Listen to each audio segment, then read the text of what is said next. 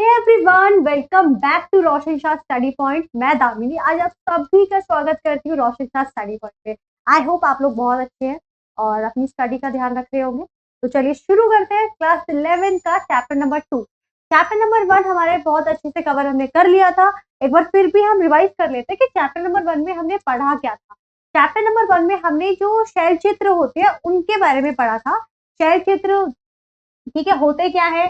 उसके बाद हमने सबसे इम्पोर्टेंट देखा था भीमबेटिका के चित्रों के बारे में, उनकी कुछ विशेषताओं को समझा था। तो ये टॉपिक हमने अपने लेक्चर नंबर 1 में यानी कि चैप्टर नंबर 1 में कवर किए थे। अब बारी है चैप्टर नंबर 2 की।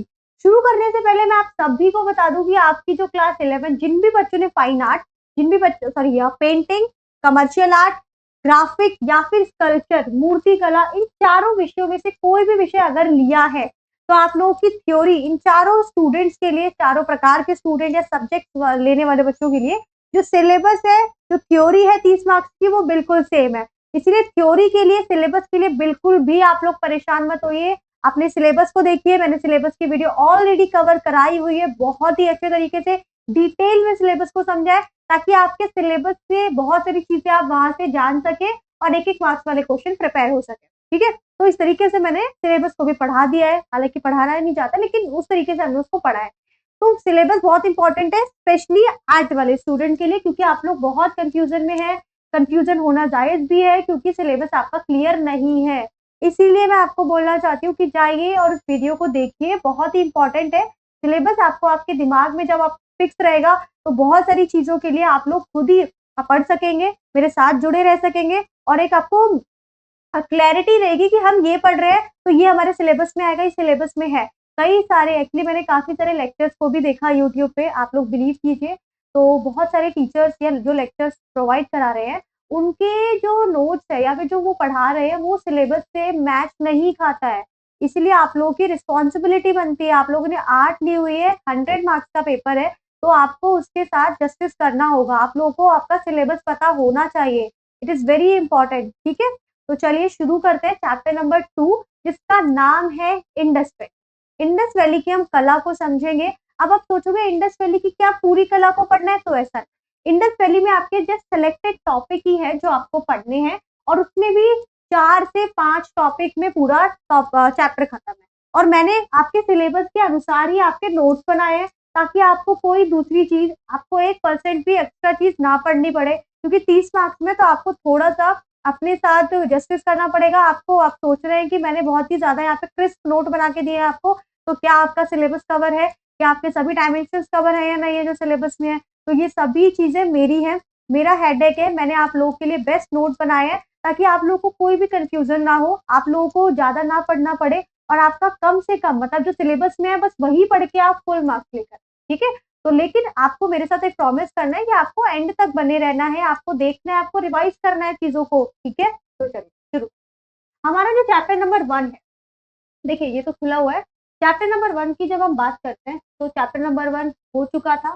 चैप्टर नंबर 2 है, चैप्टर नंबर 2 है हमारा सिंधु घाटी की कलाएं। ठीक है, कौन सी कलाएं? सिंधु घाटी की। अब एक चीज समझ लेते हैं, देखिए आप लोगों को आर्ट पढ़ रहे हैं आप लोग, तो आर्ट में आपको क्या पढ़ना है, आपने इंडियन आर्ट पढ़नी है। अब इंडियन आर्ट के बारे में आप देखोगे तो आपको इंडियन आर्ट में ना कहाँ से शुरुआत हुई है, शुरुआत हुई है आपकी प्राग ऐतिहासिक काल। ठीक है, जो आपका प्राग ऐतिहासिक काल है यहाँ से शुरुआत होती है और होते होते कहाँ तक आप लोगों को मुगल काल तक पढ़ना है। ठीक है, कहाँ तक? मुगल काल तक। मुगल काल तक जो भी आर्किटेक्चर डेवलप हुआ उसके बारे में आपको स्टडी करना है। आपको हर एक फेज में, हर एक युग में कला से संबंधित जो जो मुख्य विशेषताएं थी उसके बारे में आपको अध्ययन करना है। जैसे कि आपने प्रीवियस वीडियो में, प्रीवियस लेक्चर में हमने प्रागैतिहासिक कला को कवर किया, उसके बाद इसमें हम इंडस वैली को करेंगे, फिर हम मौर्य काल की कला को करेंगे, उसके बाद अगला चैप्टर होगा आपका कुषाण और जो गुप्त शासक है, कला के लिए दृष्टि से बहुत इंपॉर्टेंट पीरियड रहा है वो। फिर हम वो अपना मध्यकाल पर आ जाएंगे। मध्यकाल में हम थोड़ा मुगल्स की बात करेंगे, मुगल्स का जो आर्किटेक्चर है, गोल गुम्बद है, कुतुब मीनार है, बस 2 आर्ट वर्क इसको पढ़ना है। और थोड़ा सा हम कांस्य जो साउथ में, साउथ इंडिया में जो चोल शासक हुए उन्होंने जो कांस्य और जो तांबे की जो मूर्तियां थी, ठीक है, उनको बहुत ज्यादा उन्होंने विकसित किया था, तो उसके बारे में जानेंगे। बस यही आपका सिलेबस है, आपको याद होना चाहिए आपका सिलेबस। ठीक है, तो वही सिलेबस के अकॉर्डिंग ही हम चल रहे हैं। हमारा जो प्रागैतिहासिक काल है उसमें क्या विशेषताएं मिली, कुछ नहीं है, बस पत्थरों पे कुछ चित्र बने मिले, उसको ही स्टडी करना था, वो हम कर चुके हैं। इस लेक्चर में हम बात करेंगे सिंधु घाटी। सिंधु घाटी की जो सभ्यता है वो आप जानते हैं कितनी इंपॉर्टेंट है, और उसमें हमें बहुत सारे कला के मतलब आप लोग समझिए, आप लोग ऐसे देखिए कि प्रागैतिहासिक में हमारे पास क्या है, हमारे पास सिर्फ एक पत्थर है और पत्थरों पे हमें चित्र बने हुए मिल रहे हैं और कुछ नहीं है हमारे पास।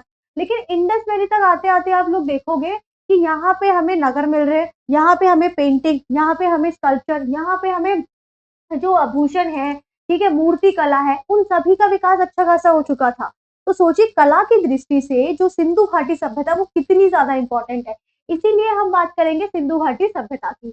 और जब हम सिंधु घाटी की सभ्यता को बोलते हैं तो आपको लग रहा है आपने कभी हड़प्पा सुना होगा, आपने कभी सिंधु घाटी तो कभी मोहनजोदड़ो, ठीक है, कभी आपने कांस्य सभ्यता सुना होगा। ये चारों नाम एक ही सभ्यता के हैं। हड़प्पा सभ्यता को सिंधु घाटी सभ्यता भी कहते हैं क्योंकि ये सिंधु घाटी नदी के आसपास विकसित हुई।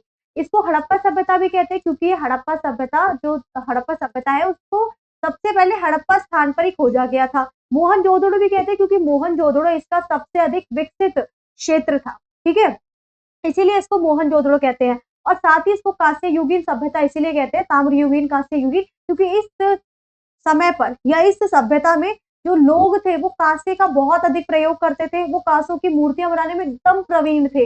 उनकी मूर्तियां देखने पे आपको ऐसा लगेगा कि नहीं, अगर हड़प्पा सभ्यता किसी के लिए जानी जाए तो दो चीजों के लिए, अपने चित्र जो नगर है उनके निर्माण के लिए, साथ ही अपनी इस चित्रकला मूर्ति कला के लिए, कांस्य मूर्ति कला के लिए। और इसी दृष्टिकोण से, इसी इंपॉर्टेंस से आपके सिलेबस में ये चीज है भी। देखिए हमें क्या क्या पढ़ना है, हमें जो सिंधु घाटी सभ्यता है, ठीक है, उसका एक्सटेंशन पढ़ना है, कुछ हमने आर्ट वर्क देखने हैं और मेथड ऑफ ब्रोंज कास्टिंग।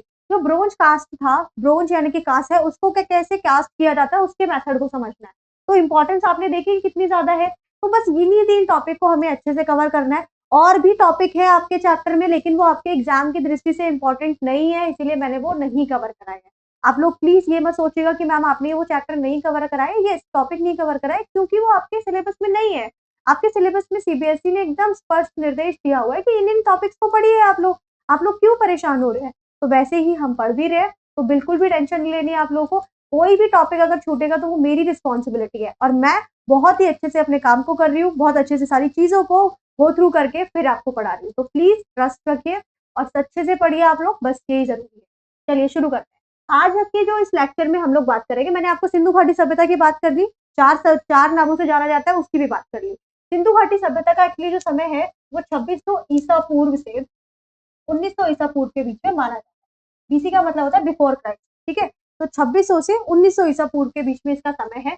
इस टॉपिक में, इस पूरे चैप्टर में हम लोग किसकी बात करेंगे, तो सबसे पहले एक्सटेंशन। एक्सटेंशन का मतलब होता है विस्तार, यानी कि जो ये सभ्यता थी उसका विस्तार कहाँ कहाँ तक है, उसके कुछ हम एरियाज को देखेंगे। हम फिर डांसिंग गर्ल को देखेंगे। डांसिंग गर्ल एक मूर्ति है, ठीक है, जो कांसे की बनी हुई है और बहुत ही इंपॉर्टेंट है। उसके बाद आपने कभी ना कभी जब भी हड़प्पा सभ्यता के बारे में सोचा होगा, इंटरनेट पे देखा होगा, कहीं पे पढ़ा होगा, तो आपने इसको देखा होगा। उसके बाद एक मेल टॉर्सो करके एक और मूर्ति हमें मिली है जो अधेड़ पुरुष की है। उसके बाद है आपका मदर गॉडेस, मातृ देवी की है। एक बुल है, बुल एक्चुअली उसके कुछ चित्र भी मिले हैं, कुछ मोहर भी मिली है और कुछ मूर्तियां भी मिली है। आपके सिलेबस में सील लगे हुए यानी कि मोहर, तो एक आगे है उसको देख लेंगे कि एक जो बुल है वो एक मोहर पे बना हुआ है, वो बहुत ही सुंदर तरीके से उस बुल को दिखाया गया है, बहुत ही सुंदर से। उसके बाद क्या है, चित्रित मृदभांडों को देख लेंगे। फिर बात करेंगे मेथड ऑफ ब्रोंज कास्टिंग। बस यही टॉपिक आपके सिलेबस में है। चलिए शुरू करते हैं।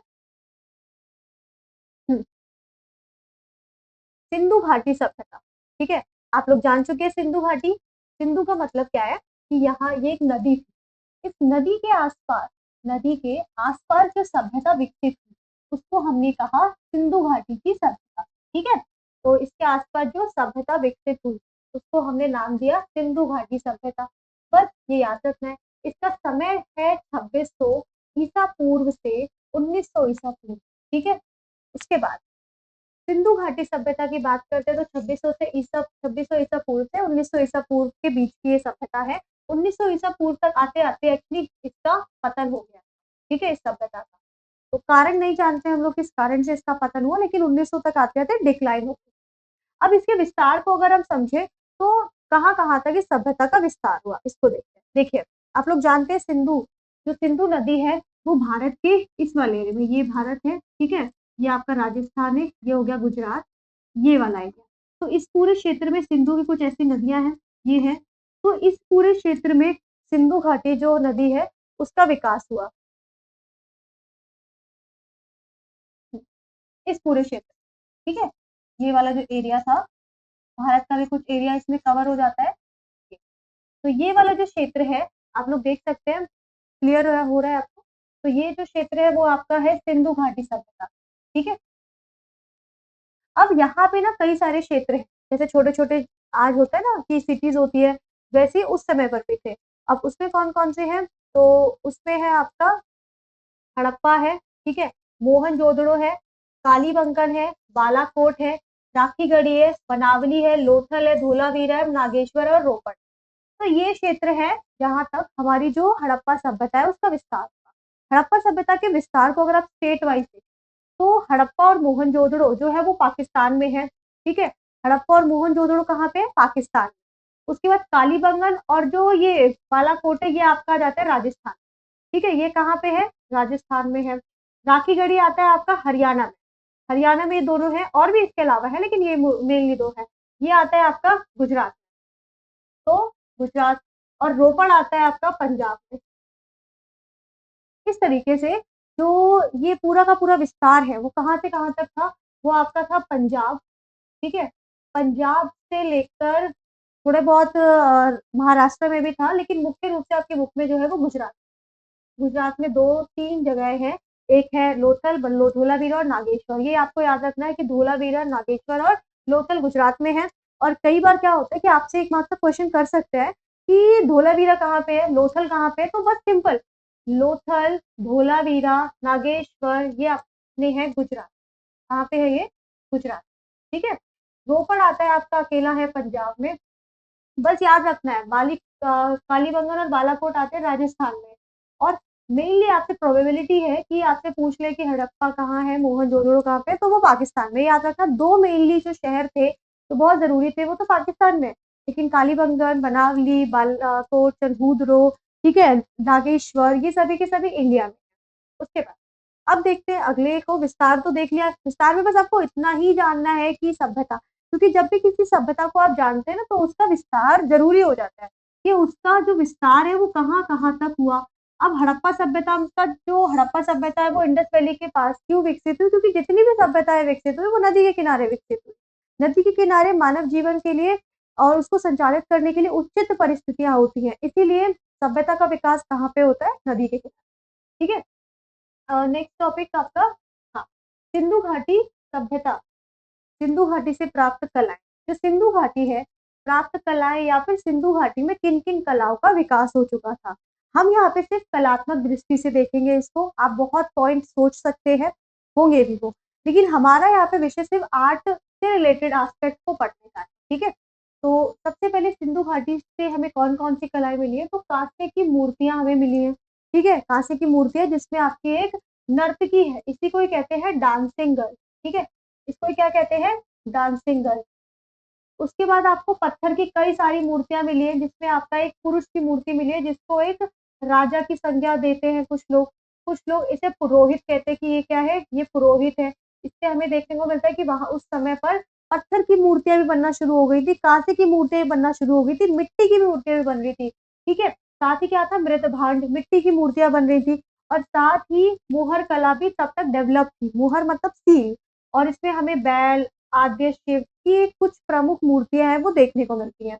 नगर नियोजन की कला जो थी वो तो बहुत ही ज्यादा प्रमुख थी, बहुत ही इंपॉर्टेंट थी। और हड़प्पा सभ्यता को अगर हम याद करते हैं तो उसके नगरों के लिए, उनके स्ट्रक्चर के लिए, उनके आर्किटेक्चर के लिए, तो नगर नियोजन कला जिसमें आपका हड़प्पा और मोहनजोदड़ो प्रमुख है। मृत भांड, मृद का मतलब होता है मिट्टी, भांड मतलब बर्तन, तो मिट्टी से कई सारे हमें बर्तन देखने को मिलते हैं। आभूषण, कई प्रकार के आभूषणों का प्रयोग होता था, उसमें आभूषण में वो कांसे का प्रयोग करते थे, ठीक है, कुछ लार्जवर्थ मणि, कार्निलियर, ऐसे कई अलग अलग और विशिष्ट पत्थरों का प्रयोग होता था, जिससे हम ये अनुमान लगा पाए कि उस समय आभूषणों का भी अच्छा खासा विकास हो चुका था, ठीक है। उसके बाद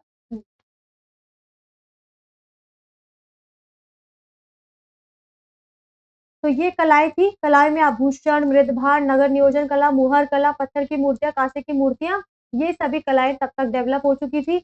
आप ये वाला चित्र देखिए, आप लोग को स्पष्ट है ये चित्र? हाँ, ठीक। देखिए, आप इस चित्र को अगर देखेंगे तो आप देख सकते हैं कि ये जो चित्र है वो एक बैल का चित्र है। ठीक है, ये चित्र बैल का है और ये एक प्रकार की मोहर है। ठीक है, इसको बोलते हैं मोहर है ये। मोहर का मतलब होता है सील। सील का कई जगह पे प्रयोग होता था, इसको आगे हम अच्छे से डीप स्टडी करेंगे। बट अभी आप ये चित्र देखिए, इसमें आप चित्र में देखिए कि किस तरीके के जो हड़प्पा सभ्यता के लोग रहे होंगे, उनकी कला कितनी ज्यादा विशिष्ट थी, मतलब वो कितने अधिक कला में प्रवीण थे कि जैसा वो देख रहे हैं वृषभ को, यानी कि बैल को या सांड को, वैसे ही वो बना पा रहे हैं। और कितनी खूबसूरती से सींग एकदम स्पष्ट है। और साथ ही इसके साथ हमें क्या देखने को मिल रहा है, हमें कुछ यहाँ पे चित्रात्मक लिपि भी दिख रही है। ठीक है, कुछ इस प्रकार की चित्रात्मक लिपि है, इसको अभी तक पढ़ा नहीं जा सका है, अभी तक इसको पढ़ा नहीं गया है। तो मोहरों पे क्या होता था, किसी ना किसी जानवर का चित्र होता था और साथ ही उसपे कुछ चित्रात्मक लिपि भी बनी होती थी। आज तक हम इस लिपि को नहीं पढ़ पाए। ठीक है, उसके बाद अब ये तो बस एक इमेज था आपको दिखाने के लिए, हम आगे भी इसको देखेंगे जब हम अपने स्टील के बारे में पढ़ेंगे।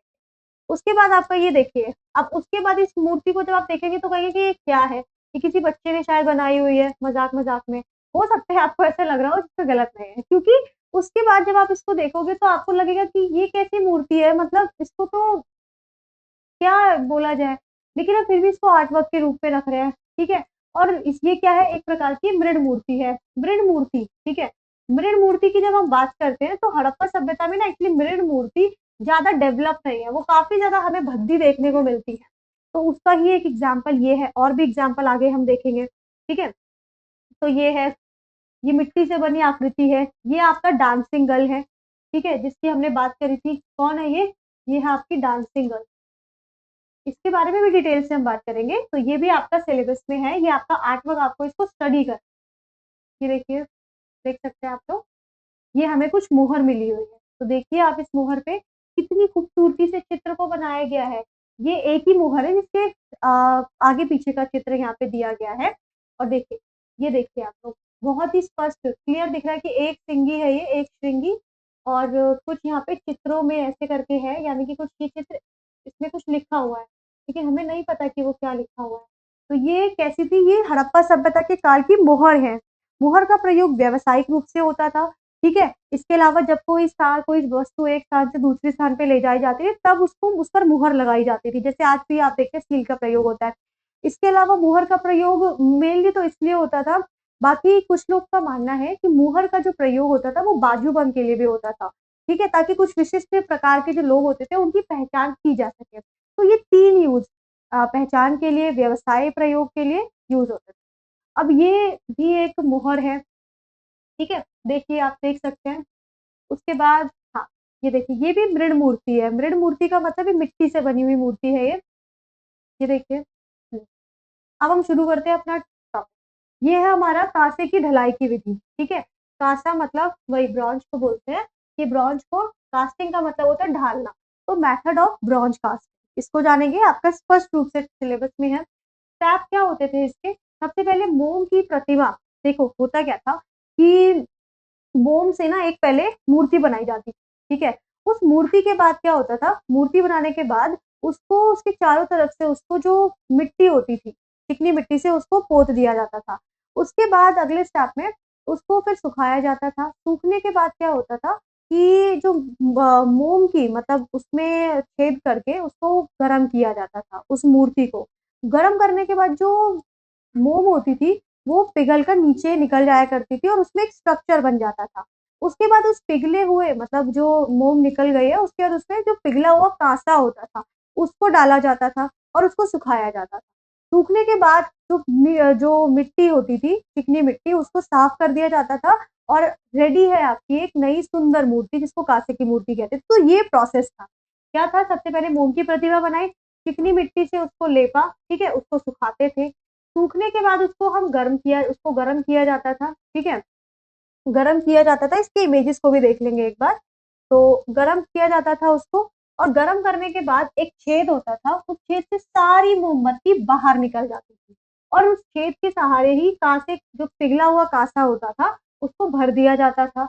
उससे क्या होता था, फिर कांसे को ठोस किया जाता था और फिर जब ठोस हो जाता था, वो सूख जाता था, तो उसमें चिकनी मिट्टी जो थी उसको हटा दिया जाता था। चिकनी मिट्टी को जैसे ही हटाते थे तो रेडी है आपकी कांसे की मूर्ति। समझ में आ रही है? बहुत ही सिंपल मेथड है। और आपको जान के ये बात खुशी होगी कि ये जो मेथड है, जो कि हड़प्पा सभ्यता से हमें देखने को मिलता है, ये मेथड आज भी इंडिया में कई स्थानों पर इस मूर्ति को, इस प्रकार की मूर्तियों को बनाने के लिए प्रयोग किया जाता है। तो सोचिए कि आज भी हम अपनी संस्कृति, अपनी विरासत को संभाल के रखे हुए हैं और आज भी उसको हम लोगों की आजीविका का एक स्रोत मान रहे हैं। ठीक है? अब मोहनजोदड़ो की बात, इसको बात कर लेते हैं कि जो हमें ये कांसे की मूर्ति, इसमें एक एग्जाम्पल में देखा हमने, ये डांसिंग गर्ल। ठीक है? डांसिंग गर्ल मतलब जो नर्तकी की मूर्ति है, कौन सी है, एक बार उस मूर्ति को देख लेते हैं जल्दी से। देखिए ये वाली मूर्ति है वो, ये तो मृण मूर्ति है, ये नहीं है, ये मुहर है, ये वाली मूर्ति है। आप ध्यान से देखें इस मूर्ति को कि बॉडी स्ट्रक्चर, कलर, आभूषण, मुद्राएं, हाथ किस प्रकार से है, किस मुद्रा में है, सभी चीजें आपको बहुत अच्छे से स्पष्ट हो जाएंगी। ठीक है? तो ये है आपकी कांसे की मूर्ति। देख लिया आप लोगों ने कि ये है आपकी कांसे की मूर्ति। ठीक है? ये हमें देखने को मिली और ये बहुत बेहतरीन अभी तक की मूर्तियों में मानी गई। चलिए अब इसके कुछ फीचर्स देख लेते हैं। तो कांसे के हमने एग्जाम्पल्स में क्या देखा, डांसिंग गर्ल आपके सिलेबस में भी है। ये हमें कहाँ से मिली है, जो डांसिंग गर्ल है वो एक्चुअली हमें मोहनजोदड़ो से मिली है। ठीक है? कहाँ से मिली है, मोहनजोदड़ो से मिली है। इसकी हाइट की बात करें तो 4 इंच की हाइट है, कांसे की बनी हुई है ये। किससे की, कांसे की बात करें तो कांसे की बनी है। त्वचा का रंग कैसा है, सांवला है। केश लंबे हैं जो एक जूड़े के रूप में गुथे हुए हैं, मतलब जो त्वचा का रंग है वो थोड़ा सा सांवला है और केश लंबे हैं जो एक जूड़े के रूप में गुथे हुए हैं। बाएं भुजा पर चूड़ियां हैं, दाएं भुजा बाजूबंद है। साथ ही गले में इसने कोड़ियों की एक माला पहनी हुई है जो काफी ज्यादा इसको सुंदर वो दे बनाता है। ठीक है? उसके बाद दाहिने हाथ, जो दाहिना हाथ है, मुद्राएं कैसी है इसकी, देखिए दाहिना हाथ कहाँ पर है, कमर पर है। दाहिना हाथ कमर पर है। तो इसमें इसने गले में कौड़ियाँ डाली हुई है। ठीक है? कौड़ियों का एक हार पहना हुआ है जो कि इसकी सुंदरता को और ज्यादा बढ़ा रहा है और वो आप स्पष्ट रूप से वहां पे देख सकते हैं।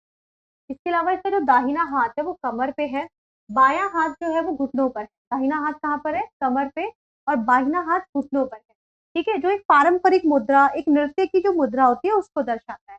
आंखें बड़ी बड़ी है, बहुत स्पष्ट है। इन सभी फीचर्स को एक बार वहां देख। आकृति कैसी है, भाव व्यक्ति, और आकृति भाव व्यक्ति तो और शारीरिक ऊर्जा से ओतप्रोत है। मतलब आप उसको देखने से आपको स्पष्ट लग रहा है, आप देखोगे आपको लगेगा, देखिए कि वो कैसी है, वो बहुत एनर्जेटिक है। ठीक है? भाव अभिव्यक्ति बहुत ज्यादा सही है। ये देखिए ये वाली इमेज है, ये देखिए जिस तरीके से खड़ी है बहुत एनर्जेटिक लग रही है ना आपको। और इसका देखिए हाथ कहाँ पर है, कमर पे है। दूसरा हाथ कहाँ पे, घुटने या जंघाओं के पास है। और साथ ही आंखें देखिए कितनी बड़ी है कि आप स्पष्ट रूप से इसको देख सकते हैं। तो आंखें देख सकते हैं आप लोग। उसके बाद मैंने बताया था कि बाल बड़े हैं तो उनका बन बनाया हुआ है। ठीक है? गले में कोड़ियों की माला पहनी हुई है, तो ये देख सकते हैं। ठीक है?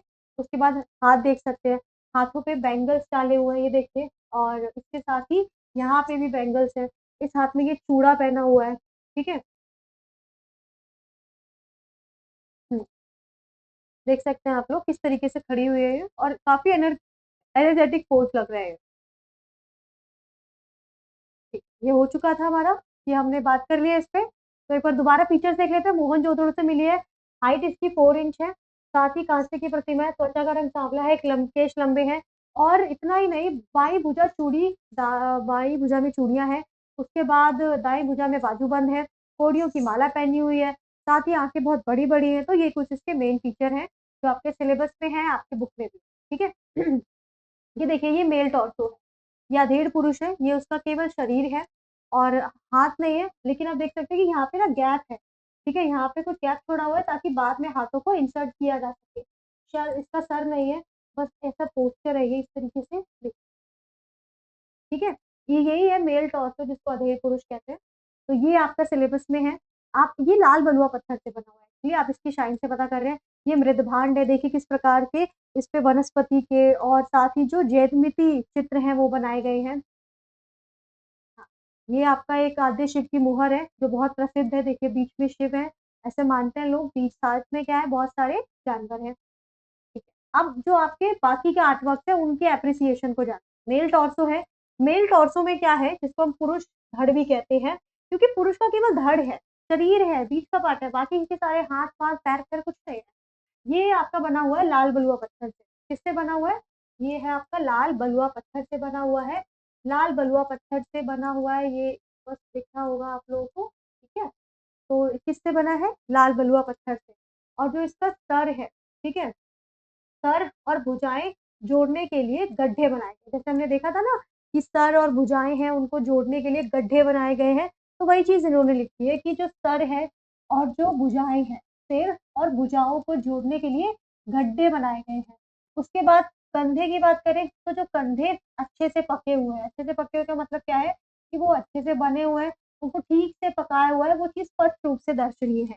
ये है उसके कुछ 3 से 4 फीचर है, लाल बलुआ पत्थर से बना है, याद रखना। लाल बलुआ पत्थर से बना हुआ है, एक पत लाल बलुआ पत्थर होता है, ठीक है? उससे बना है। उसके बाद आता है आपका मदर गॉडेस। मदर गॉडेस की बात करते हैं, तो इनको बोलते हैं मातृ देवी। मातृ देवी की प्रतिमा को एक बार हम लास्ट में जब इसको कर लेंगे तब देखते हैं। तो ये कैसी है? ये भद्दी है। अब इस चीज़ को आप थोड़ा समझना कि जो मातृ देवी है, ठीक है? ये किससे बनी हुई है? ये जो चिकनी मिट्टी होती है ना, ठीक है? उससे बनी हुई है। आप लोग जानते हैं चिकनी मिट्टी के जो चित्र होते हैं, जो मूर्तियाँ होती हैं, वो इतनी अच्छी से उसमें आकृति वगैरह नहीं दिखाई दे पाती है। तो इस कारण से जो मातृ देवी की जो मूर्ति है, वो बड़ी ही भद्दी नज़र आती है और अपरिष्कृत मुद्रा में खड़ी है। मतलब मुद्रा भी ऐसी है कि वो बहुत परिष्कृत नहीं है, बहुत अच्छी नहीं है। उन्नत ऊर्जों पर हार पहना हुआ है उन्होंने, ठीक है? ऐसे करके हार पहने हुए हैं। साथ ही कमर के चारों तरफ एक अधोवस्त्र और करधनी पहनी हुई है। जो कमर है उसके चारों तरफ एक अधोवस्त्र लपेटा हुआ है और साथ ही वो करधनी एक प्रकार का एक वो होता है, आभूषण होता है, वो धारण करते हैं, तो करधनी पहनी हुई है। सिर पर पंख लगा हुआ है, सिर पर क्या है, कुछ इस प्रकार का ऐसे करके पंख लगा हुआ है। आँखें गोल-गोल हैं और नाक चोंच की तरह है, जो कि बहुत अजीब लग रहा है। बहुत सारे लोगों ने इसकी आलोचना करी है, मतलब ये इतनी उत्कृष्ट नहीं है जितनी कि बाकी जो मूर्तियाँ मोहर मिली है वो उत्कृष्ट है। तो आपने उत्कृष्टता के पीछे कारण जान लिया, क्योंकि मिट्टी से बनी हुई, चिकनी मिट्टी से। फिर अब चित्रित मृदभांडों की जब हम बात करते हैं, चित्रित मृदभांड क्या होता है? देखिए चित्रित का मतलब पेंट किए हुए, ठीक है? पेंटेड जो मृदभांड होते हैं, जो अर्थन होते हैं, ठीक है? उनको कहते हैं मिट्टी के बने हुए जो बर्तन होते हैं। आज भी आप देखते हैं कि कुम्हार या फिर जो नॉर्मली हम देखते हैं दिए वगैरह हो गए हैं, वो आप कहीं पे राजस्थान के क्षेत्र में जाएँगे तो आपको देखने को मिलेंगे कि मिट्टी के बर्तन होते हैं, उनको बहुत सुंदर तरीके से उनको चित्रित किया जाता है, ठीक है? तो वैसे ही चित्रित मृदभांड, ये चिकनी मिट्टी से बने होते थे, नाम से स्पष्ट हो रहा है मृदभांड, तो मिट्टी से बने हैं। भांड मतलब होता है बर्तन, मृद मतलब होता है मिट्टी से बने। मोहनजोदड़ो से बड़ी संख्या में हमें ये मिले हैं, ठीक है? मिट्टी के बर्तन। उसके बाद क्या है कि कुम्हार के चाक पर बनाया जाता था। इससे एक चीज़ स्पष्ट होती है कि आज भी चाक का प्रयोग होता है इन बर्तनों को बनाने के लिए और उस समय भी होता था, ठीक है? इसके अलावा पकाने के बाद इनको रंगा जाता था। चित्र की बात करें तो वनस्पति और ज्यामितीय आकृतियाँ हमें इसपे देखने को मिलती हैं। कौन-कौन सी? वनस्पति आकृति और ज्यामितीय आकृति। उसके बाद है आपका मुहर की बात करें, जिसमें मुहर का मतलब होता है सील, ठीक है? मुहर मतलब जो सील होती है। बुल की सील लगी, एक बुल है, ठीक है? उसका जो प्रयोग है, उसको ताबीज़ के रूप में होता था और स्वामित्व व्यापार के लिए। स्वामित्व मतलब कि अगर कोई व्यक्ति कुछ भेजता था, व्यापार करता था, तो वो मुहर पे वो लगाता था उसको, ताकि एक श्योरिटी रहे, एक विश्वास बना रहे। तो इसके लिए उसका प्रयोग होता था। व्यापार के लिए भी इसका प्रयोग होता था। मोहनजोदड़ो से हमें मिली है ये पत्थर से बनी हुई है। किससे बनी हुई है? पत्थर से। शिल्पकला, सौंदर्य बोध, परिष्कृत शैली को दर्शाते हैं, जो कि मतलब इतनी सुंदर है कि ये शिल्पकला हमने देख भी ली। शुरू में जो हमने एक इमेज देखी थी जिसमें बड़ा-सा बैल है, 2 सींग है उसके और बहुत ही अच्छी मुद्रा में वो खड़ा हुआ है, कितना बलिष्ठ लग रहा है। तो शिल्पकला, सौंदर्य बोध, परिष्कृत शैली को दर्शाता है। इसके अलावा अत्यंत सजीव है, नाम देखने से आपको लग रहा है, और सटीक चित्रण हुआ, मतलब जैसा बैल दिखता है, ठीक है, वृषभ बुल जैसा दिखता है, वैसा ही जो चित्रण है वो किया गया है। कुछ भी उसमें ज़्यादा या कम नहीं है, तो वो चीज़ आपने देख ली। चित्रात्मक लिपि उत्कीर्ण है, वहाँ उसपे क्या है, जो चित्रात्मक लिपि है वो उत्कीर्ण की गई है, ठीक है? ये तो आपने देखा, मैं एक बार वो इमेज दिखा देती हूँ जिसके बारे में बात की। देखिए, ये तो वही आद्य शिव वाली मुहर है, जैसे हमने बात की थी ना मुहर का प्रयोग होता था, आप लोग देख सकते हैं। उसके बाद ये वही चित्रित मृदभांड है, तो देख सकते हैं कि ये क्या है, ये इस पे कुछ वो बने हुए हैं, ये वनस्पति है, साथ ही कुछ ट्रायंगल शेप के, ठीक है, लाइन बनी हुई है, क्या है, ज्यामितीय आकृतियाँ। उसके बाद है आपका, ये देखिए, ये मेल टॉर्सो है, ठीक है, वही अधेड़ पुरुष, लाल बलुआ पत्थर का बना हुआ है, ज़्यादा इन्फॉर्मेशन इसके बारे में नहीं है हमारे पास। मोहनजोदड़ो से ये निकला है, ये इस बारे में हमने जानकारी प्राप्त कर ली है। ये वही जो मृण मूर्ति थी मातृ देवी, उनकी मूर्ति आप देख सकते हैं। गले में इन्होंने क्या डाला हुआ है, ये देखिए, गले में देख सकते हैं, ठीक है, और एक बड़ा सा नेकलेस डाला हुआ है, कंगनी पहनी हुई है, और इनका मुख आप देखोगे तो थोड़ा सा डर लग सकता है आपको। ये देखिए, ये इनका मुख है, ऊपर सर पे वो बनाया हुआ है, इन्होंने पंख पहना हुआ है, ठीक है, ये मुहर है, और ये वो डांसिंग गर्ल की मूर्ति चित्र है जो हमने कांस्य में पढ़ा था। और ये भाई एक ये भी मिरर मूर्ति ही है, मिट्टी से बनी है, इसलिए आप देख सकते हैं बहुत अधिक फिनिशिंग नहीं है इसमें। ये वाला चित्र जो है, जो अभी हमने बुल की बात की, तो देख सकते हैं ये बुल का चित्र, देखिए कितना अधिक स्पष्ट है और बहुत ही ज़्यादा सही तरीके से इसको बनाया गया है। एक-एक चीज़ में इसकी स्पष्टता को देख सकते हैं, सजीवता को देख सकते हैं, साथ ही जो चित्रात्मक लिपि है वो उत्कीर्ण है। तो ये है आपका चैप्टर नंबर 2। चैप्टर नंबर 2 में इतना ही पढ़ना है, डिटेल में आपको नहीं पढ़ना है। आगे के जो चैप्टर्स होंगे वो थोड़े-से लंबे हैं, वो डिटेल में पढ़ने हैं, बहुत अच्छे से उनको भी पढ़ेंगे। तो ये चैप्टर नंबर 2 था जो कि कवर होता है। आई होप तुम लोगों को ये चीज़ समझ में आई हो। कोई भी डाउट हो आप लोग कमेंट बॉक्स में बता सकते हैं। हम आपके डाउट सॉल्व करने का प्रयास करेंगे। मिलते हैं नेक्स्ट वीडियो में। Thank you for watching.